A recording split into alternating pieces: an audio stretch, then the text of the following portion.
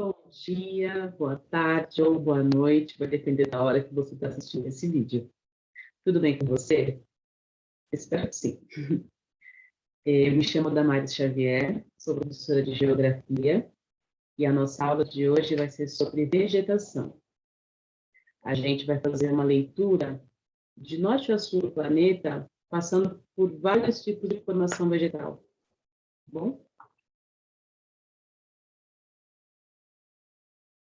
Hora do arquivo. Aqui está.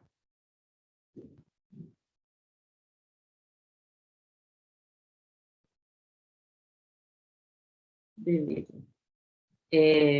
Bom, são muitas, né? Aqui, vou passar um pouquinho da introdução, são muitas as paisagens do mundo. Isso se deve aos diferentes tipos de vegetação de cada região.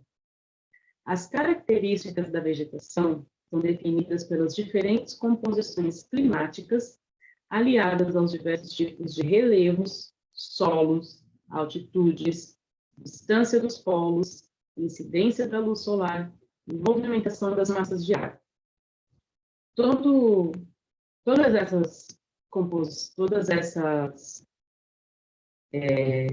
variantes, elas vão dar um destino diferente para a vegetação, vão fazer com que elas se formem de formas diferentes.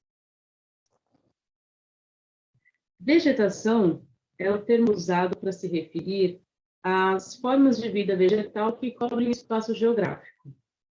Aqui nas imagens eu coloquei alguns exemplos de forma de vida vegetal. Aqui na esquerda da foto, na parte superior, a gente tem a primeira imagem, que é um pezinho de alface. Não deixa de ser uma formação vegetal. A gente usa como alimento e é um tipo de formação vegetal. Outro tipo de formação é o campo de futebol. Não o sintético, claro, os que têm gramado de verdade. O gramado que cobre ali, se for natural, é um tipo de cobertura vegetal. Fora dos campos, a gente tem também os gramados das calçadas, os gramados na frente das residências. Também é um tipo de formação vegetal. Na parte de baixo ali também à esquerda, nós temos a imagem de uma calha, né, de uma residência, com pequenos tufinhos verdes entre as telhas.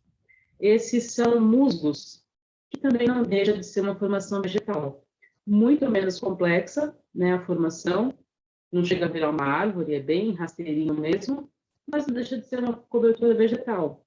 E ali, por fim, a inferior direita, a gente tem a imagem de uma samambaia, uma planta que muitas pessoas têm em casa, né, na casa das mães, na própria casa, na casa dos avós, é muito fácil de achar essa planta. E também é um tipo de cobertura vegetal. Então, foi uma seleção de imagens para poder mostrar que são vários os tipos. A vegetação é importante para regular o ciclo da água, a manutenção do solo, o equilíbrio climático, também serve como habitat e fonte de energia para outros seres. Como é que a vegetação regula o ciclo da água? Quando tem um solo com vegetação presente, a água tende a passar um pouco mais lenta, ela vai passando um pouco mais devagar. Quando não tem vegetação, essa água ela vai passando por cima da terra de forma muito rápida. Então, ela vai regular o ciclo da água. Sobre manutenção do solo, né? Um solo que possui vegetação, ele consegue se manter porque as folhas que caem acabam virando nutriente para esse solo. Então, ele consegue se manter. Se esse solo não tem vegetação, não tem o que o alimente, né? Então, fica um solo pobre. Para equilíbrio climático, como funciona? A vegetação, as árvores, toda a forma vegetal, ela faz o processo de fotossíntese. O que é isso, né? Só relembrando. Esse processo transforma o dióxido de carbono presente no no ar em energia para a planta. Ela vai transformar esse dióxido de carbono em alimento com a ação também da luz solar.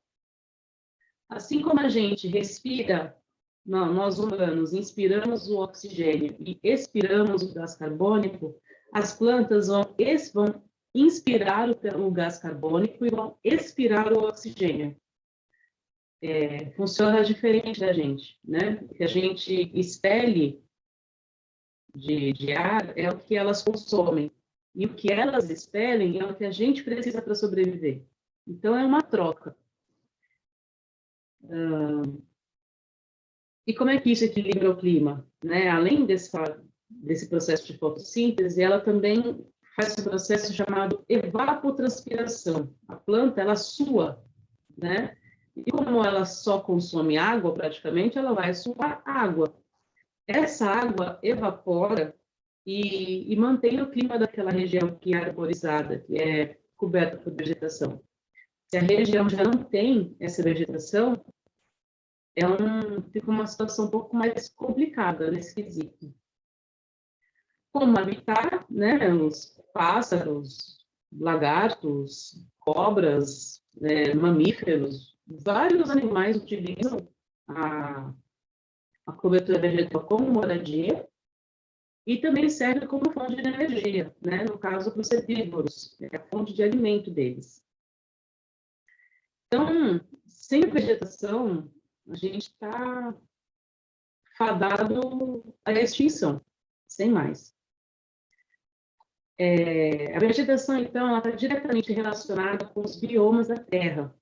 Os biomas são ecossistemas, né? Os ecossistemas são conjuntos de vida, podemos dizer assim, terrestres, que possuem vegetação específica e um tipo de clima predominante. Então, só retomando, os biomas são ecossistemas terrestres que possuem vegetação específica e um tipo de clima predominante. Os biomas da Terra são a taiga, a tundra, a floresta temperada, a floresta tropical, o deserto, a savana e o estepe. A gente tem também a vegetação de altitude, a vegetação mediterrânea, que a gente não vai falar hoje, a gente vai passar só por essas que são as principais. Aqui eu coloquei uma imagem, né, com todos os biomas representados em diversas cores, para a gente poder ter uma noção de onde se encontra cada um. Seguindo aqui, ó, o primeiro é a tundra. É um verde bem clarinho, acima do verde claro. A gente encontra no desenho, né, essa coloração ali no norte do Alasca, no norte dos Estados Unidos, no norte da Rússia, no norte da Ásia. Tá? Então, a gente pode ver que ela se encontra numa faixa, assim, não é num país específico, é numa faixa do planeta. A segunda ali seria a floresta de coníferas, né? Também é conhecida como taiga, que a gente falou agora há pouco. É esse verde mais claro da foto. Então, ela está um pouco abaixo da tundra, né? Ela vem seguindo essa escala norte a sul. Também é uma outra faixa, já pega ali mais a parte... Nossa, eu falei que ela ficava ao norte dos Estados Unidos, a tundra não, ela fica ao norte do Canadá. Tá? Aí a taiga ela vai passar pelo Alasca, passa pelo Canadá, passa pela Europa, passa pela Rússia, e vai seguindo. Também é uma outra faixa. A faixa mais abaixo, a gente tem a floresta temperada, que aí sim pega parte dos Estados Unidos, parte da Europa Central, uma parte da Ásia. Um pouco mais abaixo, a gente tem ali de rosado o Mediterrâneo, que é o que a gente não vai passar por hoje, mas ele se encontra ali no norte da África e no sul da Europa, pegando ali a Itália, Espanha, Alemanha, naquela região. Alemanha não, França. Aí nós temos as pradarias a seguir, que é um rosado um pouco menos chiclete, né? A gente tem ele no norte dos Estados Unidos, por ali, Nós temos ele no sul da América do Sul, nós temos ele no sul da África, e também ali na Austrália. Um pouco mais um amarelo, um pouco mais creme, nós temos os estepes, que também é chamado de caatinga. Então, a gente tem essa formação vegetal também nos Estados Unidos, agora pega um pouco do México, encontra-se também no Brasil, dá para encontrar na África, ali abaixo do deserto do Saara, encontra também na Europa, ali no Oriente Médio. Deixa eu ver. Aí, a seguir, a gente tem o deserto, né? Descendo mais um pouco nessa escala, a gente tem o deserto presente na América do Sul, a gente tem o deserto presente na África, e a gente tem o deserto presente no Oriente Médio e na Ásia. Um pouco mais abaixo dessa faixa, a gente tem a floresta tropical, também conhecida como cerrado. É encontrada no Brasil, é encontrada na África, encontrada na Ásia, um pouco também na América Central. Nós temos a floresta equatorial, também na América do Sul, também na África, também na Ásia. E, por fim, ali que eu tinha falado também, que a gente não vai tocar nessa questão agora, a vegetação de alta montanha, que a gente tem ali bem no norte daquele trio ali, né, que é Suécia, Finlândia e Noruega, e também temos ali na região um pouco ao norte da Cordilheira do Himalaia, mais próximo da China. Temos também ali na América do Sul a Cordilheira dos Andes. Só nessa parte, então, um pouco mais elevada, em questão de altitude, a gente encontra esse tipo de vegetação. Só que a gente não vai falar dela hoje. Tá? Os biomas, por sua vez, estão diretamente ligados, né, relacionados às zonas climáticas da Terra. A gente sabe que o planeta Terra realiza dois movimentos principais. Um é chamado de rotação, que é o movimento que ele faz em torno dele mesmo, e o outro é chamado de translação, que é o movimento que ele faz ao redor do Sol. Na rotação, a Terra gira em torno de si mesma, e definindo a incidência solar, que vai definir o que é dia e o que é noite, vai determinar. Então, é essa rotação que vai determinar os dias e as noites. Na translação, a Terra orbita o Sol. Esse movimento determina as zonas térmicas, né, também chamadas de zonas climáticas do planeta. Aqui eu tenho uma imagem que vai explicar mais ou menos onde estão localizadas cada uma dessas faixas, dessas zonas climáticas. Nas faixas azuis, nós temos as zonas polares, né? Ela pode ser ártica, no caso do Polo Norte, ou ela pode ser antártica, no caso do Polo Sul. Aí, na faixa laranja, a gente tem a zona temperada, que ela pode ser tanto norte quanto sul. E a faixa vermelha é a zona tropical. Essa é a maior parte, essa é a parte mais quente do planeta, a região mais quente, devido à forma com que a luz solar incide.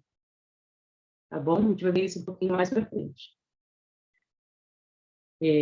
Aqui é uma explicação um pouquinho mais detalhada, né, sobre as zonas polares. Os raios solares atingem a superfície terrestre de maneira bastante inclinada, porque a Terra ela não é retinha, né, o eixo dela não é retinho. O eixo da Terra é um pouquinho inclinado. Então, nessas zonas, a temperatura é bastante baixa. Porque a incidência da luz solar, já que o eixo da Terra é meio inclinado, a incidência da luz solar, ela meio que passa bem raspando, sabe? Tanto ao norte quanto ao sul. Como não consegue ter uma incidência bem direta, não consegue aquecer tanto. Então, por isso que nessas regiões, as temperaturas são as mais baixas do planeta. Sobre as zonas temperadas, os raios incidem de forma relativamente inclinada em relação à zona intertropical. Desse modo, as temperaturas são mais amenas. Então, de novo, o eixo da Terra é inclinado. Dessa forma, a incidência solar ela é relativamente, né? Ela vai ocorrer de forma relativa, então não vai ser uma coisa muito forte. Sobre a zona tropical, são áreas que recebem o solar de forma praticamente vertical em sua superfície. Esse é o fato que produz regiões com temperaturas muito elevadas, né? Essa faixa é conhecida como zona tórrida do planeta.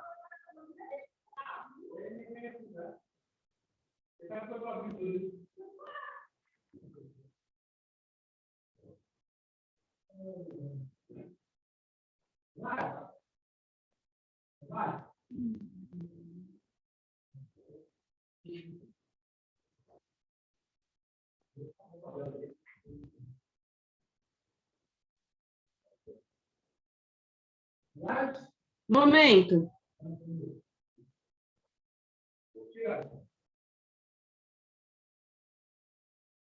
Ai, gente, eu preciso pausar o vídeo aqui, eu estou com dificuldades. Falei de novo.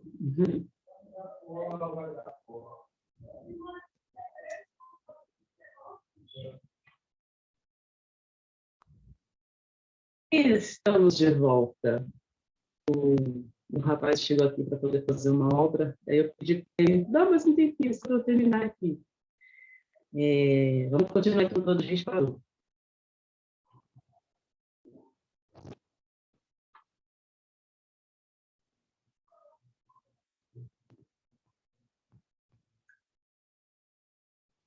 Bom, então a gente falou um pouquinho mais detalhadamente, né, de como funcionam as zonas, né, térmicas do planeta. Bom, o maior instinto natural de qualquer forma de vida é a sobrevivência. Então, realmente, sobre qualquer forma de vida, assim que nasce, o instinto é continuar vivendo. Então, as formas de vida fazem o que é necessário para continuar vivendo. Para a gente poder entender porque algumas plantas são como são, devido ao formato, devido à sua forma de ser, a gente tem que compreender o que ela precisa enfrentar, né? Onde ela mora, vamos dizer assim, quais são as condições de alimentação dela, tudo isso vai determinar como ela vai ser. Então, a gente tem que saber quais são as condições de sobrevivência para poder entender por que algumas plantas são da forma que são. Sobre os estratos de vegetação, né? O que são estratos? São formas, podemos dizer dessa forma. Nós temos forma de vegetação rasteira, nós temos formas de vegetação herbácea, formas de vegetação arbustiva e também arbórea. Estrato nada mais é do que escalas. Então, a rasteira ela é pouco desenvolvida devido à falta de luminosidade ou de água. São coisas que uma planta precisa ter em abundância para conseguir se desenvolver de uma forma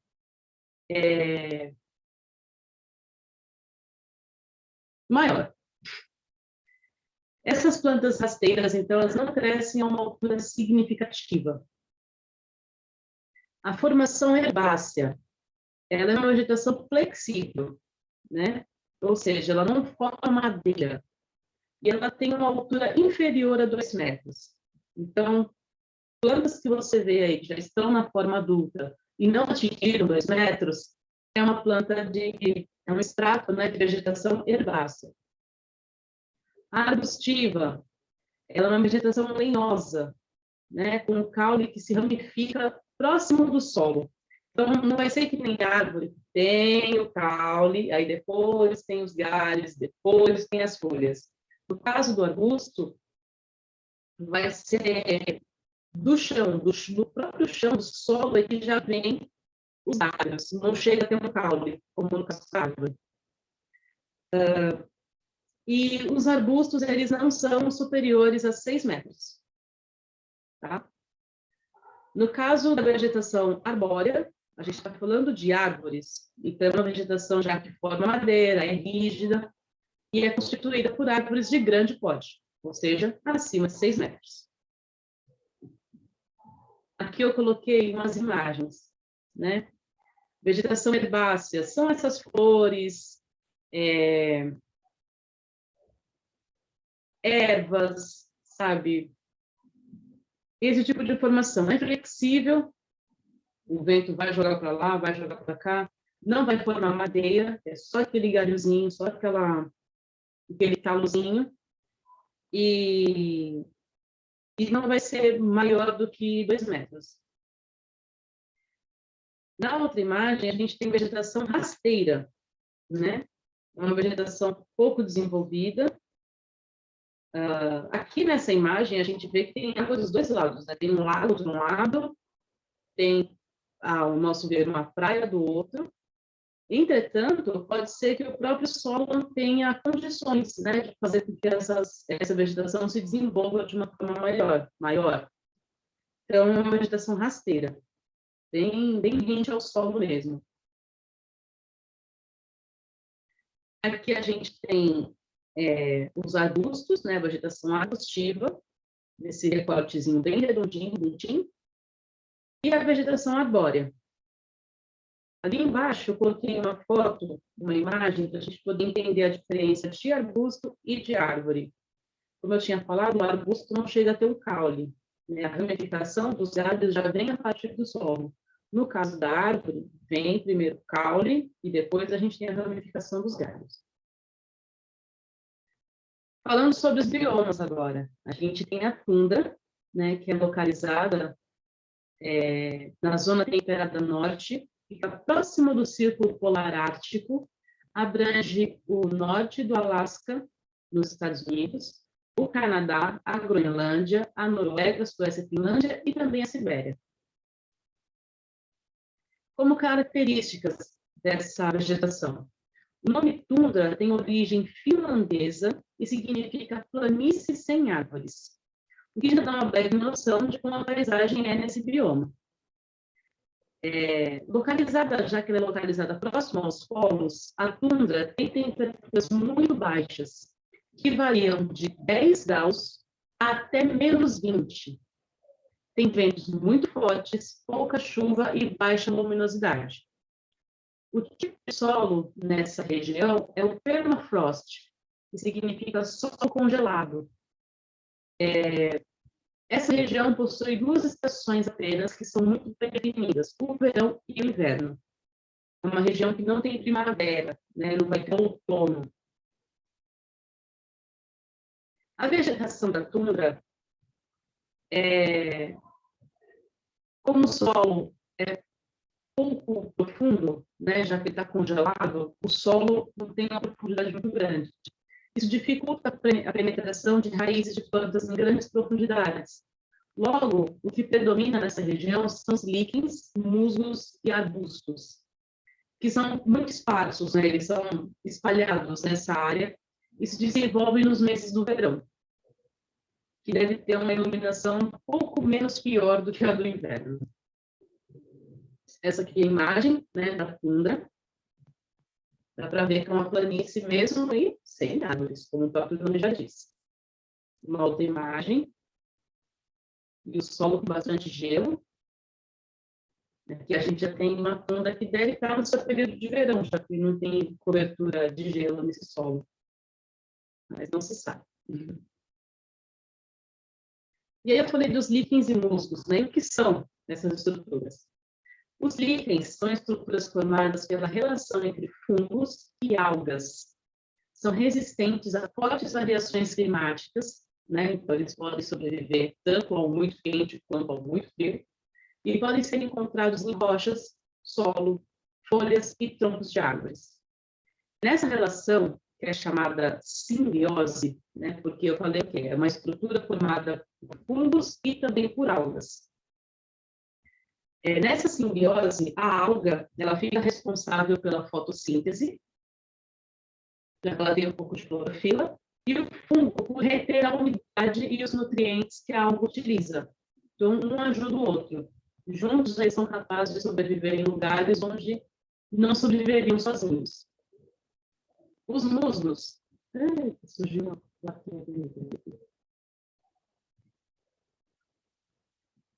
Os musgos são plantas rasteiras, sem tronco, caule ou flores. Né? É aquela da foto, da talha da casa. Esses são os musgos. Eles vão se desenvolver principalmente em áreas de umidade e sombra e se alimentam de água e sais minerais. Podem ser encontrados em diversos tipos de superfícies, como troncos de árvores, rochas ou solo.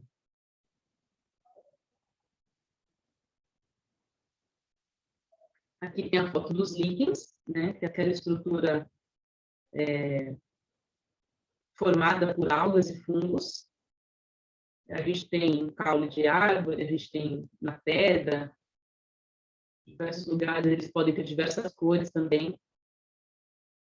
E aqui, no caso, a gente tem musgos, né? Uma região úmida, uma região de pouca luz, eles vão se desenvolver muito mais. Próximo bioma, a taiga. Ela é também conhecida como Zona Temperada Norte, porém, ela fica ao sul da tundra. Ela está presente nas porções norte da América do Norte, da Europa e da Ásia, como dá para ver aqui nessa imagem em verde claro, ou escuro. Características da taiga. Ela é também conhecida como floresta de coníferas. Conífera é um tipo de árvore, vamos falar um pouco mais para frente. Nessa região, há elevada amplitude térmica. O que é amplitude térmica? Né? É diferença de temperatura. Então, a gente pode vir de menos 50 graus negativos no inverno, e ela pode chegar até 20 graus no verão. Então, uma amplitude térmica de menos 50 para 0,50 mais 20, 70 graus de amplitude térmica. É uma amplitude muito grande entre verão e inverno. E é uma região que tem baixa umidade.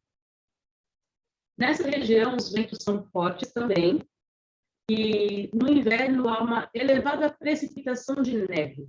Né? Precipitação a gente pode chamar, a gente chama de chuva. Então, chove neve, bastante neve no inverno. E no verão, tem a precipitação de chuva, né, mesmo líquida, que deixa a região mais úmida. O solo dessa região é pobre em nutrientes. Vegetação. As coníferas podem ser arbustos baixos ou árvores muito altas. O formato das coníferas são aqueles galhos apontando para baixo. Isso evita com que a neve que cai fique acumulada. Então, ela já cai e já escorre para o chão, pelo menos a grande parte. Então, isso vai evitar que a neve se acumule e danifique a estrutura. E se ela fosse assim, se ela tivesse estruturada dessa forma, com o acúmulo da neve, poderia até quebrar. Então, ela já foi projetada, né, pela própria natureza, a ter os galhos apontando para baixo, para que a neve só escorra e não danifique a estrutura. As folhas da conífera, além dos galhos agora, mas as folhas delas são bem pequenas e têm um formato pontiagudo. E também são revestidas de resina para poder reduzir a perda de água por transpiração. Né? Como eu falei lá no começo, a planta ela também sua, então ela também vai transpirar. Já que as condições nessa região são muito complicadas, se ela perder muita água, ela vai morrer. Então, ela vai ter uma resina ali na folha para dificultar a perda de água, para reduzir essa perda de água através da transpiração. E essa resina também que vai proteger os tecidos, né, da planta do frio e também ajudar a manter o calor. As densas florestas de coníferas dificultam a penetração da luz solar no solo. Então, é aquele mar é ótimo, é aquele tapete, né? É uma extensão muito grande de árvores e a luz do sol não consegue chegar no solo. Isso vai dificultar o desenvolvimento de vegetação rasteira. Então, a gente não vai encontrar grama nesse lugar, ele não consegue ter a luz do sol ali. As coníferas possuem esse nome, pois as suas sementes se desenvolvem em formato de cone. São destaques entre as coníferas o pinheiro, as araucárias e os abetos. São tipos de árvores. Essa daqui é a taiga, né? A gente pode ver, realmente tem muita árvore, e onde não tem árvore tem muito gelo, nessa imagem, pelo menos. Aqui nessa imagem a gente tem um pinheiro, bem à direita da foto. Acredito que seja pinheiro. Essa daqui é uma araucária, também coberta de neve. Mas dá para ver que ela, né, tem uns espaços ali para não reter. Aqui eu botei uma foto mais detalhada.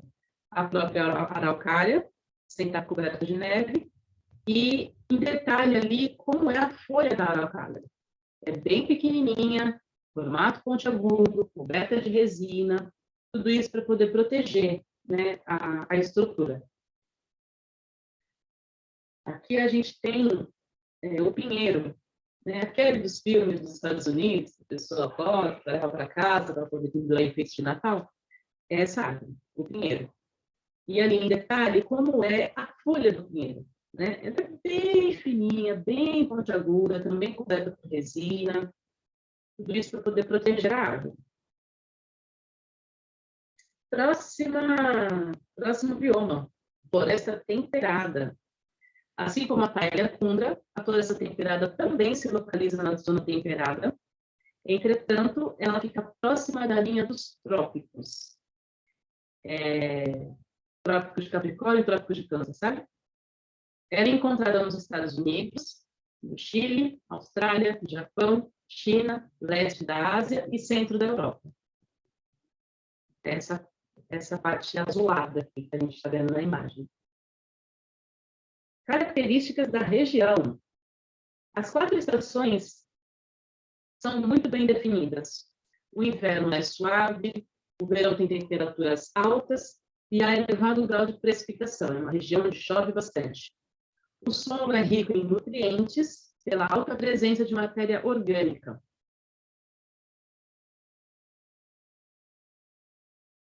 Vegetação. Predominância de árvores coníferas e decíduas. Já vamos chegar nessa parte. Mas também abrangem arbustos, plantas herbáceas, gramíneas, musgos e líquens. As folhas das árvores decíduas possuem tons de amarelo no outono, pois realizam um processo de transporte de nutrientes das folhas e dos galhos para os caules e raízes. Então, explicando melhor, né, as árvores decíduas, elas têm esse nome porque as folhas descem, né, as folhas caem desse tipo de árvore. E por quê? Vai chegando o outono, ela precisa. O outono é uma época do ano bastante seca, né, onde tem o menor índice de precipitação. Então, o que a árvore faz para poder sobreviver? Ela vai economizar energia, vamos dizer assim. Para isso, ela vai dispensar as folhas. Ela vai pegar a energia das folhas, concentrar um pouco mais para próximo do caule, vai dispensar as folhas.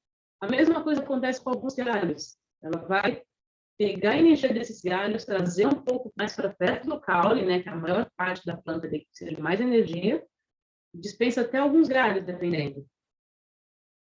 E isso vai fazer com que essa energia acumulada mantenha a planta viva, até que ela receba um pouco mais de água, para que ela possa novamente dispor dessa energia. E aí ela vai liberar nutrientes para poder formar galho, para poder formar folhas verdinhas, e aí ela vai se refazendo. Nos meses mais frios, as folhas caem para não perder água pelo processo de transpiração.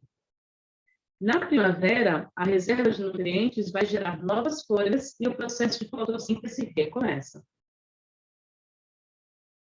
Aqui eu tenho 4 fotos, né, da mesma visão, do mesmo lugar, em 4 épocas do ano.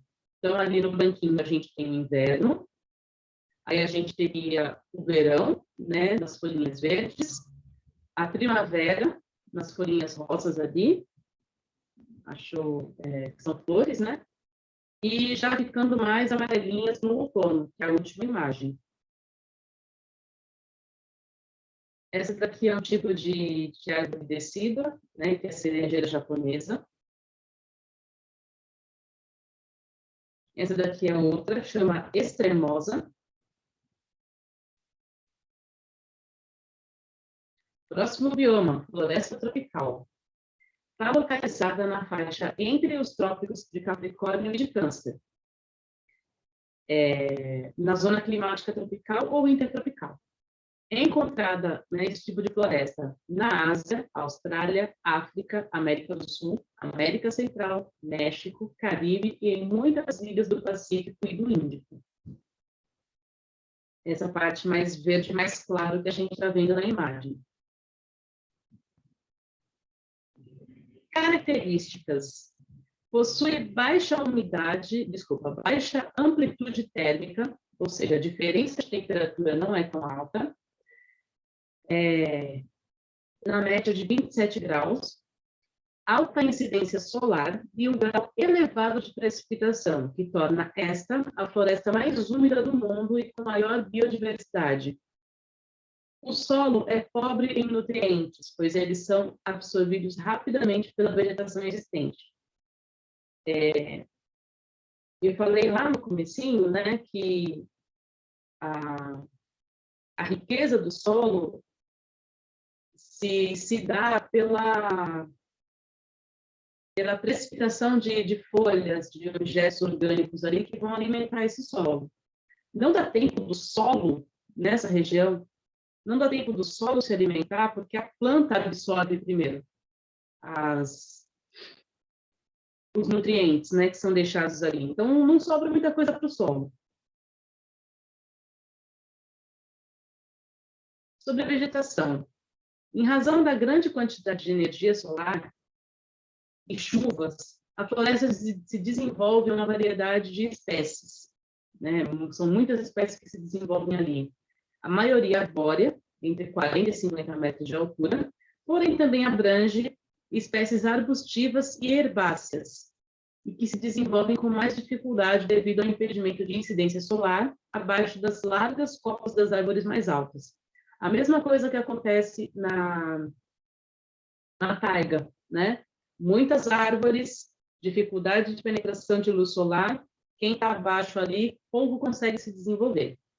Entretanto, espécies como lianas, bromélias, orquídeas e samambaias se desenvolvem sobre os troncos das árvores como forma de ficarem mais próximas da luz, né? Elas vão se anexando nos troncos das árvores, nos galhos, nas partes mais altas que elas conseguirem, para poder ter um pouco mais de luz solar. Não vai, é difícil chegar no solo, então ela vai arrumar uma forma de se alimentar, basicamente isso. Nas espécies latifoliadas, as folhas das árvores são largas, o que facilita a absorção da luz solar sem que desidratem, pois a água que a planta perde no processo de transpiração é compensada pela absorção de água pelas raízes, já que lá chove bastante. Então, assim, ela vai suar bastante e ela vai beber bastante água do solo, e vai suar bastante. As folhas são fixas, né? Então, é o tipo de floresta onde as folhas não vão ficar amarelinhas no outono, e então elas são verdes o ano todo. E as suas raízes são pouco profundas, porque o solo não é lá muito bem desenvolvido, não tem muito nutriente. Esse aqui é um tipo de floresta, é uma foto de uma floresta tropical, né? A gente vê que a vegetação que não é muito alta, ela não é mediana, ela é baixa, pelo menos nessa imagem aqui. Essa daqui é uma outra foto de floresta tropical. Essa que eu me recordo é a floresta do Congo, na África, e o rio Congo passando aí pelo meio da floresta. Como a gente pode ver, não dá para enxergar o chão, né? Então, é realmente difícil para a luz solar atingir o solo nessa região. E aqui, espécies de de plantas que são presentes nessa região, né? São as palmeiras, aqui à direita, à esquerda da foto, e à direita uma árvore samambaia. A samambaia não é só aquela que está pendurada lá na casa da avó, na casa da mãe. Ela também tem essa versão, digamos assim, em árvore. E eu acho particularmente muito linda. Um outro tipo de vegetação encontrada nessa região tropical é essa planta, né, chamada de Nepenthes rajá, que inspirou a criação do Pokémon Victreebel. É uma planta carnívora, ela fica nessa posição assim, aguardando pequenos insetos entrarem nela para ela abocanhar e se alimentar. Tem um ácido, né? Não vai mastigar o inseto, tem uma espécie de fluido nessa planta, na base dela, que vai ali consumir o que cair lá dentro. A maior floresta tropical do mundo é a amazônica, em tamanho, né? E a mais antiga do mundo é a floresta do Congo. Nessa região vivem os pigmeus, coloquei isso aqui como curiosidade, que são habitantes de diversas tribos africanas que vivem na floresta do Congo e são conhecidos pela baixa estatura que possuem. Um adulto pigmeu tem a altura média de 1,50 de altura. Isso dá o quê? Uns 20, 30 centímetros a mais do que um cabo de vassoura. Deserto, próxima formação vegetal. Os desertos são encontrados em diversas regiões do planeta. A gente pode ver aqui nessa imagem que praticamente todo o continente tem deserto. Eles estão presentes na América do Norte, na América do Sul, na África, na Ásia e na Austrália. A Antártida é o maior deserto gelado do mundo. Ué, mas como assim deserto naquela parte do planeta que faz calor pra caramba? Não. O deserto é uma parte do planeta que não possui vegetação. E também tem outras definições que vão classificar um deserto. Não é necessariamente o calor. Pode ser muito quente, como também pode ser muito frio, como é o caso da Antártica. Características. Vamos descobrir, então, como se forma um deserto. No deserto, a evaporação é menor do que a precipitação. Então, a evaporação, né, como não tem vegetação, a evaporação vai ser realmente bem menor do que a precipitação. Vai chover um pouco mais do que vai evaporar. Tem como característica alta amplitude térmica, né? Como eu falei anteriormente, a diferença de temperatura entre mínima e máxima. Também tem baixa umidade e pluviosidade. O relevo dessas regiões vai variar, podendo ser montanhoso, de planaltos ou também de planícies. O solo do deserto é pobre em matéria orgânica e rico em sais minerais. Geralmente é arenoso, mas também tem os pedregosos. A temperatura nos desertos pode variar entre menos 10 a 50 graus Celsius. E tem uma amplitude, nesse exemplo, de 60 graus. Há diferentes estruturas, como as dunas e também os oásis. A vegetação dos desertos costuma ser rasteira, com poucos e esparsos arbustos. É uma região que não tem tanta chuva, não tem como se desenvolver. Essa vegetação é muito diversificada. Para poder sobreviver nessa região, a planta precisa ser resistente à seca e à salinidade do solo. O solo do deserto, se a gente pudesse comer, ele seria bastante carregado de sais, diversos sais, não sal de cozinha, né? Diversos sais. Algumas espécies das plantas do deserto, elas vão expandir o seu tamanho para poder armazenar o máximo de água que ela puder, e também tem as suas folhas modificadas em espinhos para poder conter a perda de água por transpiração. Outras possuem raízes muito profundas para poder captar água do lençol freático e também absorvem água da atmosfera no período noturno, que é quando não tem incidência solar. Esse daqui é o deserto da Arábia, né? A gente pode ver uns tubinhos de grama bem espalhados nesse montão de areia. Aqui a gente tem o deserto do Atacama, que já é um deserto bem mais pedregoso. Esse fica aqui na América do Sul, no Chile. É um deserto mais pedregoso. Aqui a gente já quase não vê vegetação, só ali no fundo da imagem. E essa vegetação aqui também fica no deserto, só que nos Estados Unidos, né? Essa planta, o saguaro, ela é um tipo de planta que vai armazenar água, né? E este cacto em específico, ele pode ser comestível para humanos. Foi esse cacto que deu origem, né, que inspirou a criação do Pokémon, que também é um Digimon. Eu estou muito anos 90 aqui, mas eu gostei dessas curiosidades e eu estou inserindo. Essa daqui é uma planta desértica. Ela chama Welwitschia. Não sei se estou falando corretamente. Ela parece toda bagunçada assim, né? Parece que ela foi atropelada, mas ela está bem. Essa é a forma dela. Está em plena saúde aqui essa planta. Essa é a planta que vai ter as raízes profundas para poder captar água do lençol freático.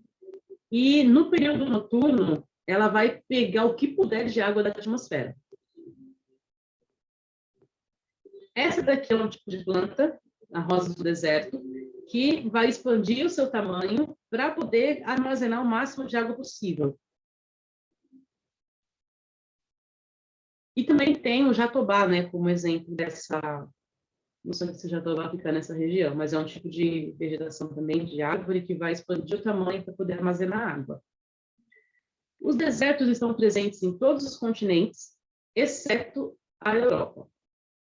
O deserto do Saara é o maior deserto do mundo e corresponde a 35% do continente africano.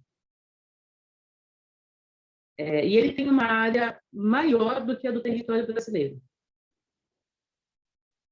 O nosso território brasileiro tem 9.000 quilômetros, não, acho que 9.000 quilômetros tem o deserto do Saara.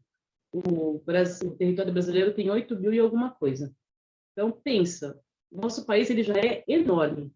Pensa numa área maior do que essa, composta só de deserto. Com isso, a gente pode ter noção do tamanho do continente africano. Na América do Sul, se localiza o deserto do Atacama, no Chile, que é aquele pedregoso que a gente viu na foto anterior. Continuando, savana. As savanas ocorrem na faixa tropical.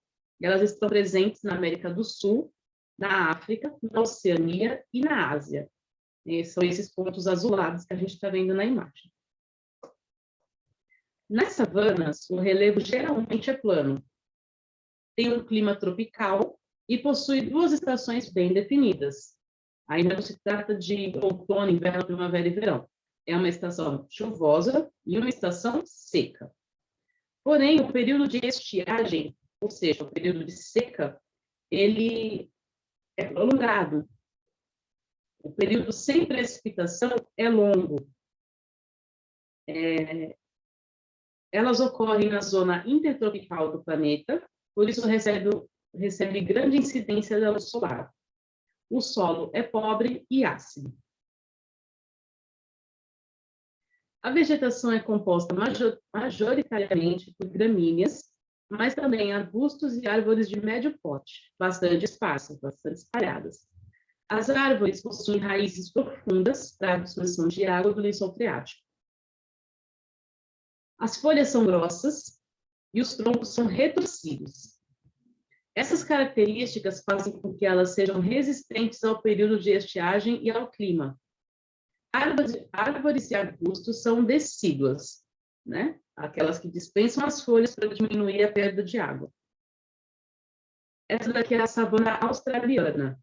A gente já vê um pouco mais de vegetação do que no deserto, mas nem tanto. A gente vê alguns arbustos, vegetação rasteira, mas pelo menos nessa imagem árvore não há.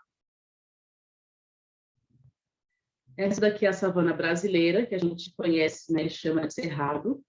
como esta só existe aqui no Brasil. Aqui a gente vê alguns, acredito que sejam, não são arbustos porque tem caule, então são árvores de pequeno porte, vegetação muito baixa, né, muito rasteira, daqui até o fim da imagem, praticamente. E aqui a gente tem os baobás. São, por exemplo, que eu tinha falado, são plantas nos desertos, são nas savanas. Uma árvore que também vai expandir o seu tamanho para poder captar o máximo de água que puder. Essa árvore é bastante exposta naquele filme infantil chamado Madagascar. Às vezes nem tem infantil, depende do gosto. São essas árvores que estão presentes lá. Esse aqui é um outro tipo de árvore, muito presente no cerrado, né, na savana, que é a jabuticabeira. A savana abriga 20% da população mundial. A mais conhecida é a savana africana, porém ela é presente em todos os continentes, exceto a Europa. No Brasil, é conhecida como cerrado e é o segundo maior bioma em extensão, perdendo apenas para a floresta amazônica. Próximo do final aqui, chegamos ao estepe. As estepes são faixas de transição vegetativa e climática que são encontradas próximos aos desertos. Ocorrem nas Américas do Norte e do Sul, na África e na Ásia. Nessas regiões, o clima geralmente é frio, com umidade baixa e verão bastante quente. A precipitação é escassa, ou seja, chove pouco. Seu relevo é de planície e seu solo é fértil. Porém, ao sofrer com a escassez de chuva e com a seca, o solo se torna subdesenvolvidos, rasos, arenosos, rochosos e com pouco nutrientes. Os estepes se distinguem das savanas, pois são destituídos de árvores. Na savana brasileira, aqui no Cerrado, eu mostrei a imagem, tinha algumas árvores de pequeno porte, mas tinha árvore. Poucas, de pequeno porte, mas tinha árvores. Nos estepes, não tem árvore. No Brasil, é conhecido como a região dos Pampas, e nos Estados Unidos como pradarias. Esses vão se diferenciar da estepe por terem um clima úmido e vegetação um pouco mais alta. As planícies são cobertas exclusivamente por gramíneas e, quando são encontradas árvores, são de pequeno porte e estão próximas de leitos de rios, que é onde tem água, né, para que elas possam se desenvolver. Essa daqui é uma estepe, árvore nenhuma nessa imagem, apenas vegetação rasteira e algumas rochas. Nessa daqui, a gente tem alguns arbustos e praticamente rasteira até o final da imagem. E finalizamos.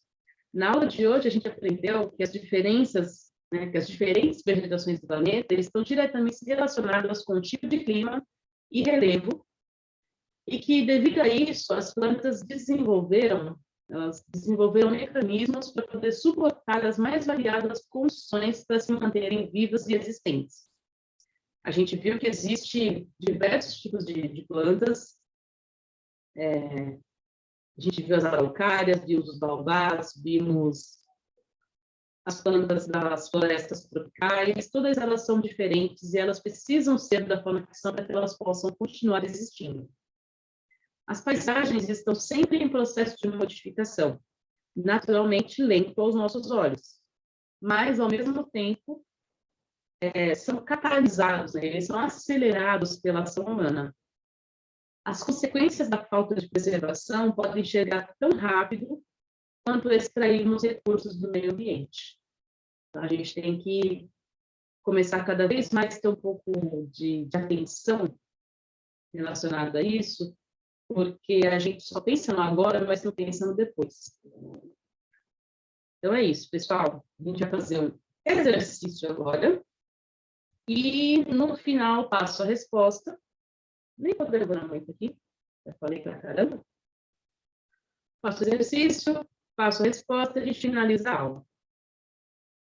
Em razão da inclinação da Terra e da forma como a luz solar é distribuída, as paisagens no planeta não são homogêneas, ou seja, elas não são iguais, permitindo a existência de diversos tipos de solo e vegetação. Sabendo disso, assinale abaixo a alternativa que demarca a região do planeta onde o solo encontra-se, em sua maior parte, congelado.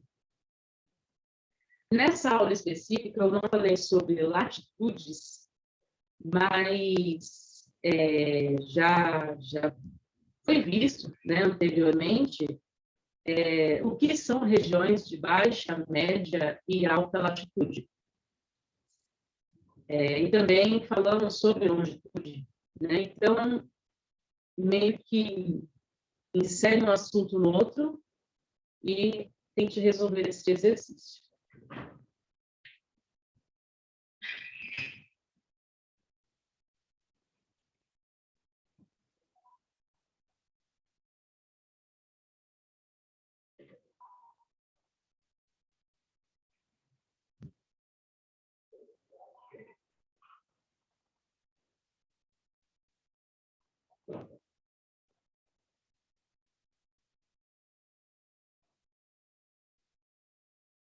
Pessoal, vou passar a resposta do exercício. A alternativa correta é a alternativa B.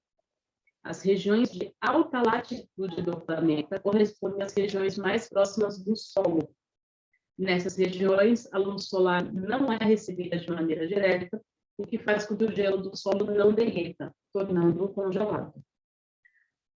A latitude alta, por quê? Ali no Equador, a gente tem o zero, né? O marco zero de latitude.